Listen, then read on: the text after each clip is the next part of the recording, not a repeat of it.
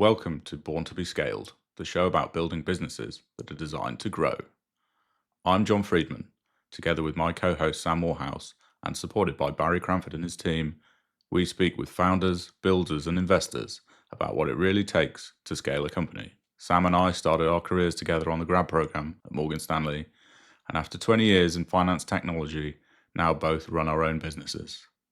In each episode, we unpack the real lessons behind scaling companies. Yeah, so Sam, who's going to hand over straight to Matt and Zara and ask them to tell us what MyPocketSkill is and tell us the story real quick. So what MyPocketSkill is. So it's a super app. It's basically a Gen Z platform for financial education. It's AI enabled and it's evidence based, which is really important for us that it's evidence based. And it helps young people, Gen Zs and actually Gen As as well, who are coming up, to save, invest, become credit fortified, basically learn about money with the help of behavioral science. So that's what we do. I guess you probably would want to know why. Why is the big question? Like, what was the trigger for you that made you decide that you wanted to spend your time and your stress and your presumably some money solving these problems? Sometimes Matt and I would joke, we wish there would be like this aha moment when like we were walking and something hit us on the head and we just knew. The reality is that it's like a lifelong series of events which brought us to MyPocketSkill.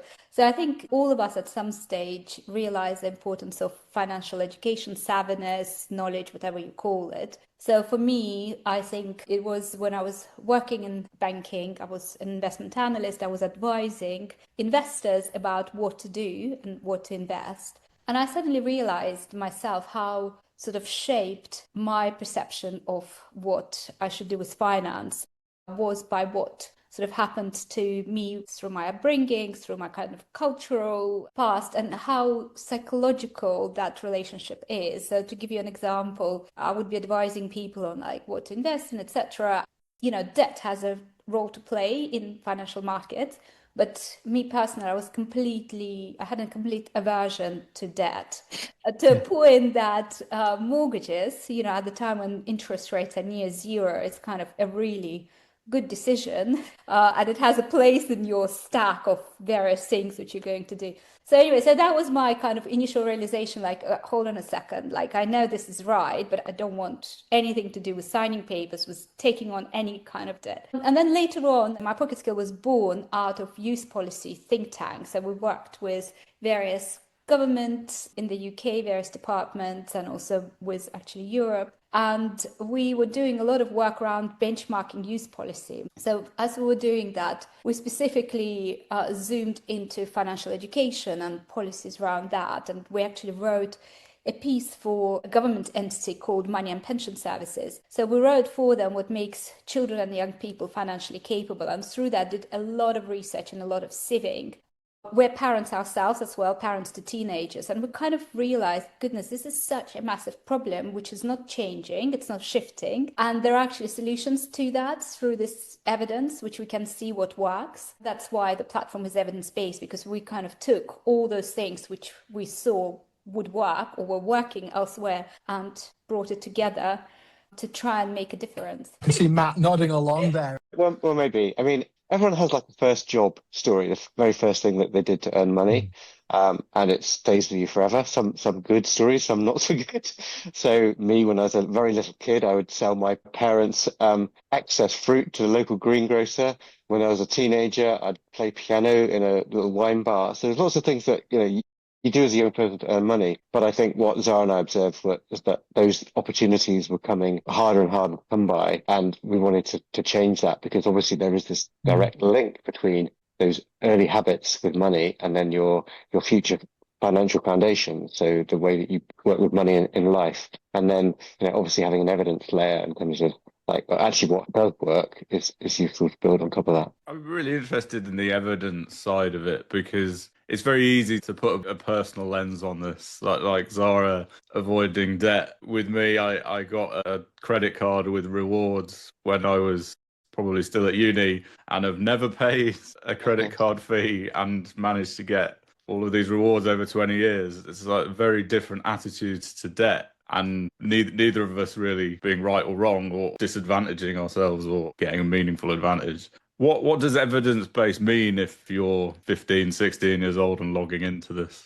I guess that's where my background comes in. I mean, I've done a lot of evidence-based and social research. I ran the BMJ's Evidence Centre for a few years as well. We're keen to look at actually what does work, what doesn't work, and typically you segment financial education into things like knowledge, skills, behaviour, mindset, and obviously what you want, kind of gold standard here, is to do something that actually doesn't just teach you a new load of facts, actually fundamentally changes the way that you respond and behave with money. And interestingly, what we found is that a big push at the moment to put financial education on the national curriculum. It is impactful, but it doesn't make that much difference to the way that you respond to money in your actual life. So, you can teach people about what compound interest is, but they'll still go out and ring up a credit card bill. So we were kind of more interested in the kind of, okay, what does trigger the behavior change and the change in your mindset with money? And so the things that we found were much more impactful are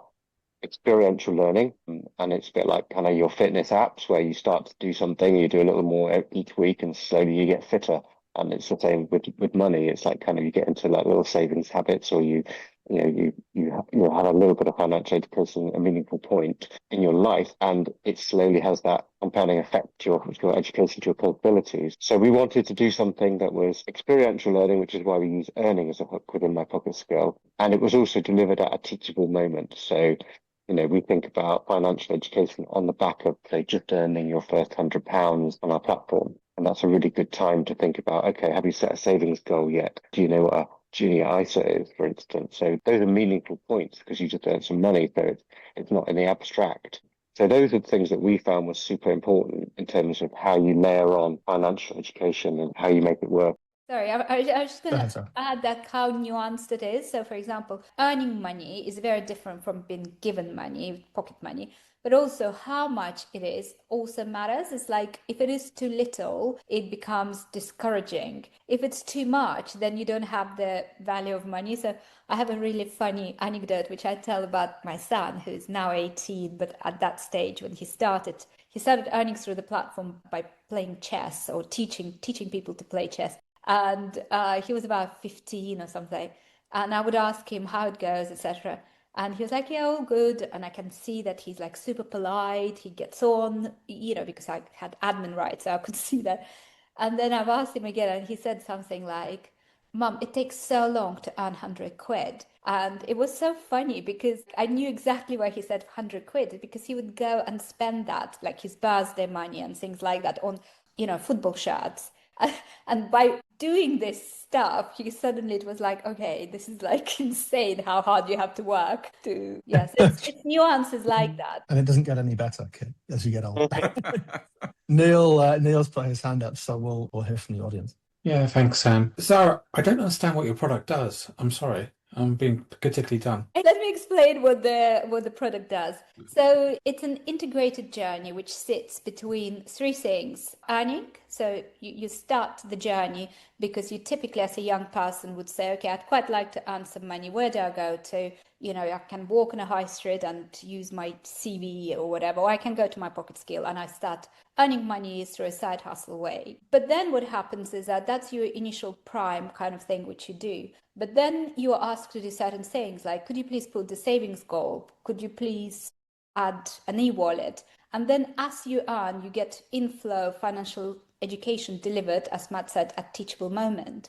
And then your money flows into that e-wallet and you kind of get explained what can you do with that money which you've earned? What are the choices? And the financial education which you receive, it's AI, it's personalized, it's adaptive. It's very well placed to deliver the inflow financial education. Yeah, that's what it does. So it's intersection between side hustle, upskilling, and sort of Gen Z finance. And it's a marketplace as well, right? So the target market, if you like, is the young person who's going to get the money. But if you're young or old and you've got some work that you need doing and you're willing to pay for it, then you can advertise that and get matched with someone. Yeah, you're absolutely right. It's like a student side hustle. So if you think about how young people can earn money in the real world, and you could do tutoring, a lot of them do tutoring actually at schools and don't get paid, or even at universities, or you teach younger years. So tutoring is one. All sorts of digital skills, everything from design to creating AI chatbots to SEO to kind of websites to content creation, all sorts of things. Photography is a really good task. You can make loads of money, like literally thousands and thousands from doing photography. Because if you think about it, things like wedding photography, how expensive is that? And you have a student photographer doing that for a little bit less cost, but actually could be very, very skilled and artistic. So it's a combination of different things. Yeah. So thanks, John. It's a marketplace. I know what you're saying. You've got some additional services on board to actually guide people, suggest how they can use their money or tune their services. It's a marketplace with embedded finance. That's sort of the technical way of looking at it. How do you make your money? So we have different ways of making money. Marketplace is sort of one giveaway. So people who place tasks, they pay us. So for example, if a photography task is 100, they would pay more, a percentage, 127. £100 goes to the young person, we take 27. Then we work with financial services. So very importantly, the other side of what we actually do is we help financial services to engage better with that demographic. So we have partnerships with financial service institutions. One which market quite a bit is Lloyd's. So financial institutions pay us to engage better with that demographic, to have them more financially educated, because they get the outcomes which are very meaningful for them. So for example, young people who are on our platform and customers of a bank, they are 40% more likely to open a savings account. So we get paid for kind of this process, different ways per user basis. And then also outcomes from schools, colleges, worked with Department for Education. And those outcomes are again like upskilling, financial education, getting young people engaged with the place of work, etc. Yeah, I get it. I mean, it's the same way banks go into primary schools, isn't it, and offer them sort of accounts to get up, because most people don't really change their bank accounts and too many times in their lifetime. Once you got them once you hooked them in, that's it. They're there for life, really. Give them a free piggy bank and whatever, then that's it. I was just going to say, I've still got my NatWest piggy banks from when I was knee high to a grasshopper. And I use my NatWest debit card today. I'm 41. Can I just say that, Sure. So this is one use case, and it's a very good one. Bank accounts are very sticky. But for example, if you look now at what's happening in the UK and the policy, which is sort of the new policy which politicians are trying to introduce, and it's like, how do you get more people investing? And there's a survey of 10 countries. Every country puts learning to invest in the top 3 priorities. UK is the only country out of those 10 that was surveyed by Santander where it's not top priority, but actually it's so important, because if people invest, it creates assets under management, creates future economic growth. It's important for the people who invest because that's a real social mobility tool. It's a real way of actually creating real wealth. So if you never invest, it's very, very hard to create the real wealth. And those small nudges make a big difference. Investing doesn't mean buying a yacht and having a private jet. It can mean putting some money in your pension and starting in your 20s, not your 30s or your 40s. Yeah, it can, but unfortunately, there's a lot of people that think there's some mystique around investing, that somehow it's not for them. We're doing a big Gen Z investment survey at the moment, and it's interesting that even some of the results we've got back so far, which is, the barriers to investment are that, I don't have enough money to start thinking about investing yet, or investing is not for people like me. So there's lots of kind of psychological and seemingly financial barriers that people put in the way. Yeah, it's like normalizing investment. So in the UK, only 20% of people invest. In the US, it's 70 to 80. So it's like culturally, it's just not normalized. So how do you normalize it? Just to move along a little bit, my question was about the landscape that young people exist in the moment, the financial landscape. Because I know that when we've spoken to folks in the past trying to tackle these problems, John, for example, very, very keen on financial education for young people, because that's the thing that you care about when you have kids, right? You want to make sure they're set up with bank accounts for life and make sure they're savvy about investing in things. What's the state of the world now for kids? Yeah, and that's why we feel so much urgency. Thank you. This is like a really spot on good question, because literally you have to be living under the rock not to see what's happening. So from one point of view, you get all the stuff which is happening in financial world. So with financial education, or those are the roots which go back to financial education. So like student debt, you could say massive scandal really, which is developing. Then young people are much more likely to invest in crypto. That's kind of much more somehow comprehensible to them because it's viewed as potentially easy money. Young people are much more likely to get scammed as well. With MyPocketSkill, it just seems to be too good that you can earn real money, etc. So one of the things which people put into Google is this a scam? So that's one thing. But then you also look at opportunities, job opportunities and market opportunities from point of view of graduates. That's where you're really starting to feel the impact of AI already. You might not feel it on kind of slightly older generations, but the graduate intake, because when you take a graduate on, you expect that it will take them a couple of years to become useful, but because of all the dislocation caused by AI, you just don't know. So you can really see youth unemployment is through the roof. And overall, again, we're parents as well. Like young people are very negative because they're like, will we ever own a house? What's the point about pension? What is the point of all of this? We just will never be able to do anything in any case. So it's kind of like nihilistic approach. So we feel a lot of urgency. Is it possible to pinpoint something or several things that are broken with financial education, or is it a UK issue when you say the rest of Europe's got getting people to invest as a target and we don't? It's like we doing it wrong in the UK, or is it more macro, worldwide societal change? So financial education is definitely a global kind of issue. It's broken across the board. And that's really why when we did all this sieving of evidence, it's like you can see that there are separate cases where it works and can move the dial, but ultimately the dial is not moving. And it's partly because, like, how do you teach it? You either teach as a parent, and then you need to create a space to have the conversations and to be able to teach your child. And again, like with teenagers, as a parent, it's really difficult. Or if you don't have that kind of background or that kind of setup, then where else? At schools, it's taught in the UK, it's like PSHE. It's, young people don't really take it seriously because it's not immediately apparent. They're not going to go to uni with A level and financial education. So it's just not taken seriously, which is why teaching it in a teachable moment is really important when relevant. I don't know, Matt, do you have a view on this? Well, I think so. Fundamentally, there's a disconnect at an early age between young people and money, and that's getting worse because of the lack of opportunities to start forming those connections. And obviously, moving to a capitalist society, even from a primary age, we're probably worse than we were 10 years ago. Social media sort of stepped in to fill the void of financial education. Some of it good, some of it bad. So I'm not going to be completely knocking all of the content that's out there. But there's a lot of Wild West type stuff, people sitting next to Lamborghinis with their crypto schemes. And that just leads to either misinformation or it leads to, highly skeptical Gen Zs who don't really trust anything or anyone. That's kind of the state of the nation. Yeah, you got to do a lot of piano playing or chess lessons to buy a Lamborghini.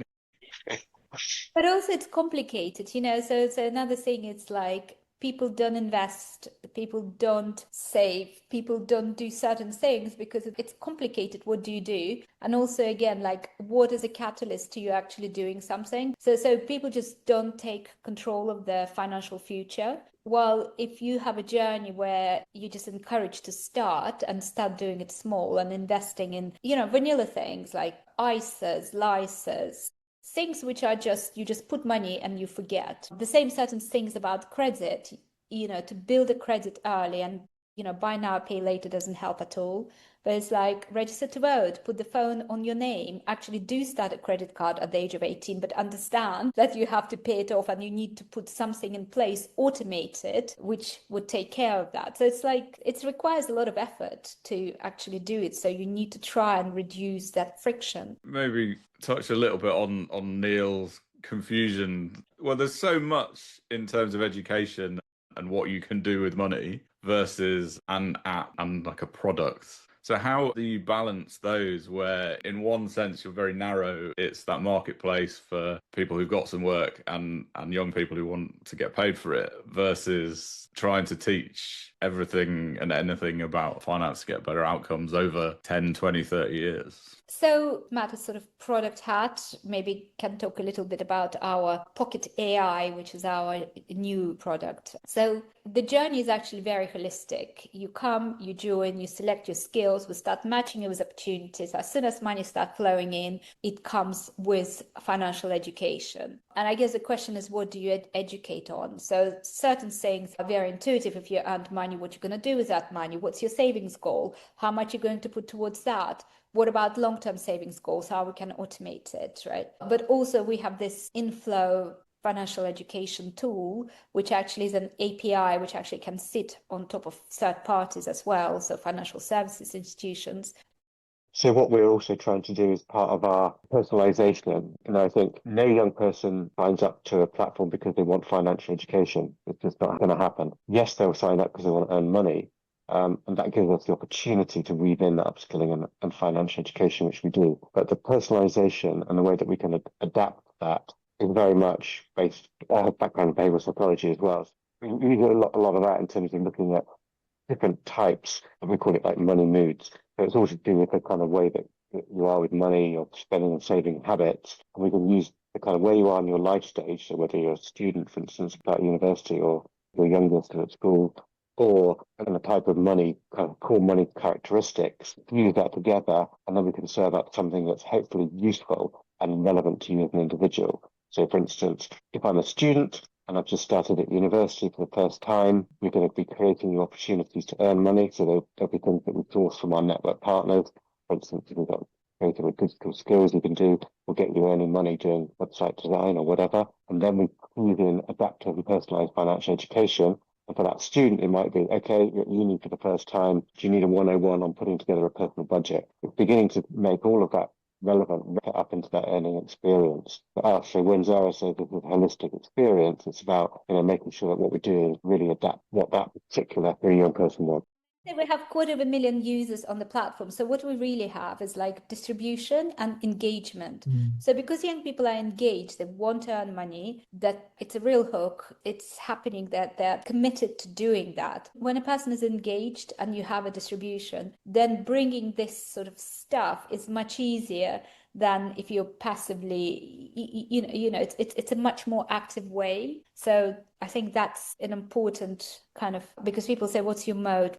It's the fact that young people are really, really engaged with our solution. I'm interested in hearing more about the product development because it seems like a kind of chicken and egg question. Your motivation wasn't to build a marketplace for kids, right? Presumably, you came to this from the angle of how do we engage in financial education for young people, and then am I right in thinking that doing that in the abstract is perhaps a bit dry, but actually having money flow through this system makes it real, and you can use real examples and you can direct people. Was there a light bulb moment, or was that a kind of slow and steady development of a product? So I think the light bulb moment really came out of the research, which was pointing very clearly to the solutions for building financial capability being around experiential learning and around kind of things that were just in time. So they were relevant, they were meaningful, they were active participation. So having thought about those, they're the kind of key product hooks that we know are going to work. And there's evidence that says that those things work. Is then making sure that we're building those things in really strongly. So those become the strands that we're building around the earning journey, and then the financial education upskilling that we're weaving into that. It's really helpful that we're now living in this kind of AI or this agentic support that we can build in to personalize that as well, because the more we personalize the experience, it becomes even more relevant to the young person that we're working with. It's also gamified, like young people get leveled up depending on reviews and tasks, so they start earning more. As we know that they're reliable and definitely going to turn up to all those photography tasks, they get more opportunities, so they start earning in thousands rather than a few hundred quid here and there. But also it's not like another well-known company for a different age group, Go Henry, right? So Go Henry, you get a card, you do the chores, we give you a bit of money for the chores, and then we maybe start connecting you to, we pay you, and they also have like access to ISAs, etc., which is done in a family setting. But you can't do that with teenagers. It needs to be different. And also, we had a third-party research done on what we do. So the third-party company is called the Chorus. They're massive. So they've looked into what we do and really surveyed and analyzed. And what they came up with is that we definitely help to create financially capable mindset, but actually we really help with employability skills as well. Trying to still talk about that sort of vertical in one sense and a bit of everything. The successful outcome for the individual can be all sorts of things that aren't part of your product. Like you mentioned employability. If you help some of those 250,000 people get a job faster, get a better job, get, I don't know, £1,000 a year more than they would have done for their first salary, all of these things are great outcomes for the individual, but not for your business. So how do you prioritize that? Or do you consciously decide we're going to make product decisions that maybe aren't driving returns and P&L? We do exist as a social impact company as well. So we have kind of double bottom line. So we're looking at generating a commercial return, but also generating a meaningful social impact too. And we do measure that. So we measure it quantitatively through the platform in terms of the value that goes through the bookings, the number of people that have set a savings goal. So we measure lots of things like that. And we do lots of positive measurement as well, which is about people's perceptions about how employable that they feel after using MyPocketSkill and their confidence with employers and whether they now set a savings goal and deliver that savings goal. So it's a bunch of things that we're looking at. So some of them are direct commercial return to us. Others are more about the social impact and that part of what we do. Both of those things are equally important to us. But also it turns out that doing well or doing good is doing well because, as we said, the outcomes for financial services are very tangible. So like one example is that young people who are on our platform are 40% more likely to open a savings account. That's a real kind of metric. Traditional financial services don't engage well with Gen Zs or Gen As. New banks, they do much better. But that's why the more traditional institutions, the customers are much older. And if you're talking about wealth management, or if you're talking about investment platforms, or if you're talking about banks, it's interesting. In the last year, we can really see the drive towards trying to, what are we actually going to do? There is massive wealth transfer in trillions happening. The question is where exactly it will end up, and how do they acquire new customers which actually are doing the right things for themselves, so invest, but ultimately it means that it's good for financial services institutions. And then again, societally, we need people to be investors. We need people to understand the credit so that we don't have credit crisis because people take on things which they don't understand. It wasn't good for anyone. If people understood what does it mean to take on a mortgage, which is self-certified, and it's an obligation, there wouldn't be this massive fallout, which ultimately cost us all money, taxpayers' money, government's money. John didn't cause the credit crisis on his own, but I think there are still questions to be answered. Just a spectator. Yeah. So this is born to be scaled, and so we should talk about your scaling journey. And I'm interested in hearing about your pilot with Lloyd's and the partnerships that you're looking to build on, and particularly what it's like working in a regulated environment. Like a day's worth of effort in the financial education space is very different inside and outside. So how have things changed for you? Yeah, so certainly understanding the requirements and motivations of our customers, particularly the larger financial services sector ones, is really quite a different undertaking as part of our scaling journey. And it comes back to, what I'd say is that slightly earlier conversation we had about understanding where the areas of alignment are. So for Lloyd, for instance, a key customer of ours, now a partner, there's many financial services, they're really struggling to engage effectively with that Gen Z demographic. But it turns out that demographic, that's the next generation of savers, investors, borrowers. But that demographic has different ways of engaging that traditional high street banks don't do effectively. And I think they could understand that was a gap for them. And so someone like us, as MyPocketSkill, when we think we have really great engagement with Gen Zs because of the way that we work and interact with using earnings as a hook, and potentially fill that gap. So it felt to us like to really work into that area where we felt we were most aligned. So for us, really working with them to build up that story about how they can engage more effectively, using us as a conduit into that demographic. And then I think you were saying earlier about how sticky we are with our current accounts, even though it's like allegedly dead easy to switch your current account anytime you want, and banks will bribe you to do it, but no one does. If you win that battle when those customers are still students, and chances are you've won the war for retaining that customer long term. So for them, objective was very much to engage with that demographic, and for us, it was then think about how we could move into much more of a strategic distribution partnership with a major bank that would help sort of really gear up the next level of scaling for us. So in terms of how it scales us, so we are in the app, so we're exposed to 900,000 students, but also we will be in a different part called Reward Center where you're exposed to 30 million customers who are SMEs and households. Yeah, it's massively scaling. I mean, overall, with us, over 50% of our young customers comes through referrals, and referrals are from schools, colleges, parents, peer group, because it's like, oh, well, that's the real way of making money. And then on demand side, we have different partnerships, but financial services really can help us to scale as well as we can help them to engage, and also we can help to distribute. And in terms of the roadmap, so the way we see that, it's like financial education is holistic, and it's like we joke about super app, but in many ways we have our distribution. So there are different things which you as an individual need to know about in order to be financially capable. So you need to know about what savings are, you need to invest, you need to understand credit, you need to have insurance. So the way we look at it is that we've worked around savings and current accounts and savings account. You know, a good partnership would be to work around investing, where a young person can invest as little as £1, start 10 years earlier, and ultimately establish a habit. And then when they have a bit more money, they put a bit more, but it's that extra 10, 15 years. And the fact that they've started means that it's not like, oh, well, I'll do it at some stage, I'll do it at some stage. The same with credit. There are loads of things you can do as a young person. First of all, you understand what is buy now, pay later, that there are consequences, etc. But also like practical things, like we said, you know, register to vote, get a credit card, but really understand that it helps you to build credit, but you have to, you know, you have to control it. The same with putting certain things on your name. For example, for my 18 years old, we pay for his phone, but actually it's not really difficult for him to have it on his name, and that helps his credit history for the future. Insurance, you know, we're all underinsured.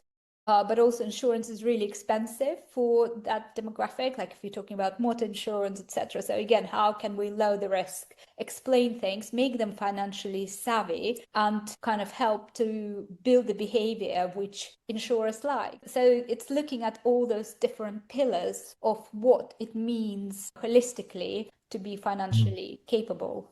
Hopefully it's not too confusing. So one thing I was going to add, if you don't mind, about that, because you asked about working with a regulated entity as well. Obviously, as a kind of having bootstrapped initially and then worked as a fairly agile free-to-foot startup, then work with a big bank, is a kind of cultural conundrum. And I would describe it as a bit like a wasp flying against a window pane. You know, the wasp is flipping around as fast as it possibly can, the window's not moving at all. That's what it can feel like at times. And in the end, we take a very pragmatic view about what can be done, what can't be done.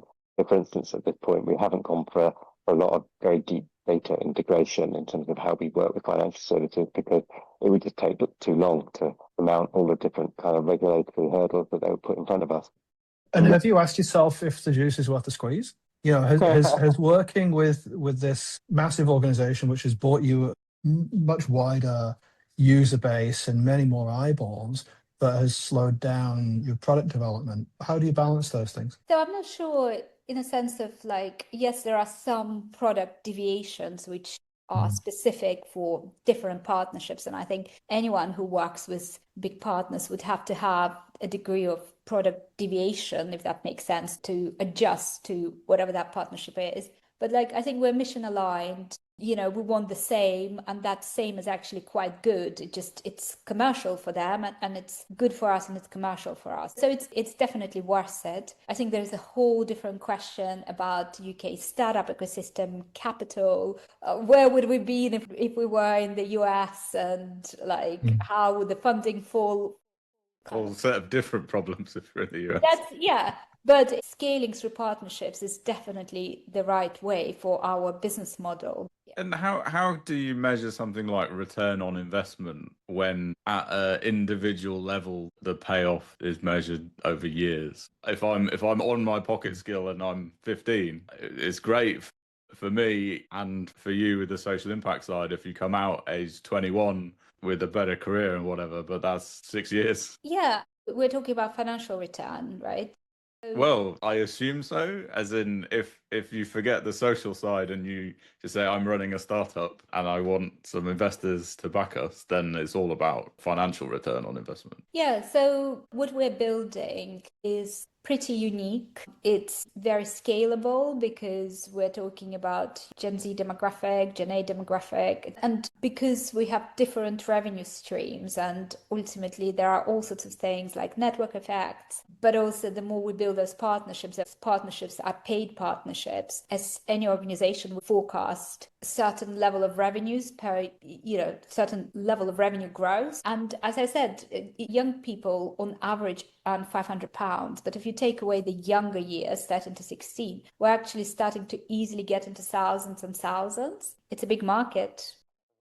I suppose there's other ways of looking at what's the commercial value of what we're offering. So when we're working with banks, they'll be looking at how do our customers using MyPocketSkill help us to grow that customer stickiness. So they look at long-term account retention or customer financial behaviors. And obviously that's hard to forecast over a 10 to 20 year period, but they've at least got some metric that tell them what our current account is worth over the long term, for instance. That's a useful way into that kind of equation. Yeah, and the pricing is related to like how much, for example, financial institutions pay to acquire customers at different stages. How much do we pay to acquire customers? What is the arbitrage or what's the kind of differential? So our pricing is very much taking all of those things into account. We are able to acquire customers much, much cheaper than even the same age bracket when they acquire them. And, the numbers are well known. It's like during university years, you get paid £100 at least, and then there's all the marketing spend, and then there's all other perks, etc., etc. So they invest quite heavily. For us, it's literally 100 times less. That's what it costs us to acquire our users, because we have a massive pool. People join us to earn money. It's very different. Okay, I have to open a bank account. I have lots of choices at which one. And as we develop different verticals, all of this has its own pricing model. A lot of the challenges that you've described for the young people involved sound, to my untrained ear, maybe not UK specific, but certainly UK centric. I mean, that the banking system, the job market, the investment system, the challenges that young people face. Is that true? Is there a scope for international growth, or are you targeting? It's absolutely global, and each country has its own flavors. So first of all, in the US, exactly the same. If you look at the jobs and opportunities for graduates, etc., etc. Side hustle is a global trend, right? So actually, one of the most successful companies in the UK, which went in the US, is in an area of financial education. They were able to go from UK to the US and really build a very sizable business, and they just returned back, called Clio. Some people know them. So interestingly, in policy space in the US, there are very few things which we probably would find that it's great, but there is one, which is Trump brought those accounts, which are very comparable to child trust funds, which were here during, I guess, Labour government all those years ago. Child trust funds is when you get a fund given at birth, which needs to be invested, and then you take hold of it when you're 18. We see the same stuff in Germany, where they're looking at like, how do we pay children to start becoming financially capable and using this money to learn. So it's like, and when you look at World Economic Forum, there is the Financial Education Council, because financial education is like, it's so important. It's important for your mental health. We all know how we feel. Like, money is so important, whatever you say. It's something which gives you security. And in developing markets, there is a different playbook, but ultimately, again, it's all the same. So it's UK centric because we are the stage in the UK. So we're talking about UK based problems, but actually it's actually really important in developing markets with big Gen Z population. So we had meetings with, South African banks or African banks. If you look at what's going on in Philippines, and there's a lot of responsibility which government has and a lot of emphasis which they're placing on that age because it's big chunk of population and it's important for them to get it right for all sorts of reasons, like in Philippines. It's going to be a global problem sooner rather than later if it isn't already. I've got one final question, and I think I know the answer, having spoken to you both a bit before. Do you consider the business a success if scaling means social impact grows but dollar profitability doesn't? Well, we very much view this as a sustainable solution. So it's all relative. There are all sorts of different businesses. I guess founders build businesses which are typically the problem which they understand, they identify with, they see. But we see it as a scalable business. I would say we're really ambitious to make sure that what we're doing at MyPocketSkill is a mainstream product. So we didn't want to, for instance, to look at particular segments of society and say, oh, you're the least underrepresented, so therefore that's where we should be focusing our product in its entirety. We wanted to do was create something that any young person within our demographic would feel is useful in terms of connecting them with opportunities to earn money, helping them to develop skills that need to become employable.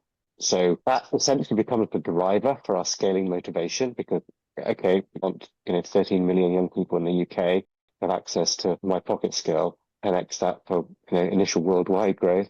So that's kind of how we're looking at it. So in order to do that, you really have to be at the financial scale to have the clout and leverage to get to that kind of size of distribution. Something I look forward to following along and seeing your growth.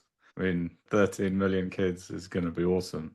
We're getting close to the end of the hour, so I want to thank both Zara and Matt from MyPocketSkill for joining us today. Really interesting discussion on scalability, both in a social impact sense and also the standard fintech stuff that we always like to talk about. Barry, I'll hand back to you. Thanks, John, and thanks, Sam, and of course, thanks, Zara and Matt. I've got to be honest, I think it was lost on me at first, the employability side of this. Obviously went quite down deep into the financial education piece. I think so interesting the impact you could have on so many people here. Yeah, fascinating. Thanks so much for sharing that in full. Just quickly before we go, is there anything that we can do to help you guys out with any aspect of that? Any connections you might need, introductions or anything like that? Yeah, it's always twin problems, a twin solution. Partnerships, we're building partnerships. We try to explain exactly how we're doing it and the space. So there's all those verticals. So any link to financial service institutions, we do a lot ourselves to do outreach, but that's great. Also, we're raising investment. It's the last opportunity to participate in kind of what you call an angel round. We've got absolutely awesome angels on board. We've raised about $1 million. So we're just adding a bit more to help us to execute before we go into institutional and then hopefully strategic investment. And also actually tech, we always want to be plugged in and follow and see tech ecosystems. Thank you for listening. We'd like to thank our sponsors RecWorks, Turntable and Quantfin. Thank you to Barry Cranford for his work organising the show. And thank you to Alex Villela, our editor. We've reached the end of our first series. Well done for making it this far. We're working on our next set of conversations and look forward to bringing that to you soon. This is Born to be Scaled.